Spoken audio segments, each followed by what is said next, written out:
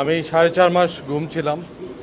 আজকে আপনাদের সামনে দাঁড়ায় আমার খুব ভালো লাগছে যে আমরা এই মাটিতে এই বিচারটা শুরু করতে পেরেছি। কারণ গুম হয়তো আমরা হয়েছি, কিন্তু আমাদের সাথে আমাদের পরিবার ধ্বংস হয়ে গেছে।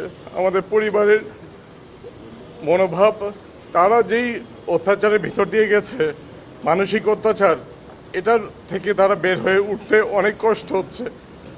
আর আপনারা কতটুকু জানেন বা অনুভব করতে পারেন জানি না, কিন্তু বাংলাদেশের মাটিতে রাজনীতি করা কোনো দোষ না।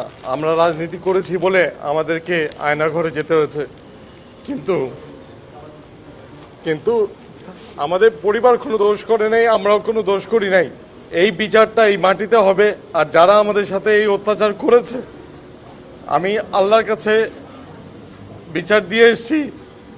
আমি উমরায় গেছিলাম, আল্লাহর কাছেও বিচার দিয়েছি, জনগণের কাছেও বিচার চেয়েছি। আপনাদের সবার মাধ্যমে আমি ন্যায় বিচারটা চাই আমাদের সকলের জন্য, তাতে ভবিষ্যতে বাংলাদেশে এমন কোনো অত্যাচার বা এই আয়নাঘর যেন না থাকে।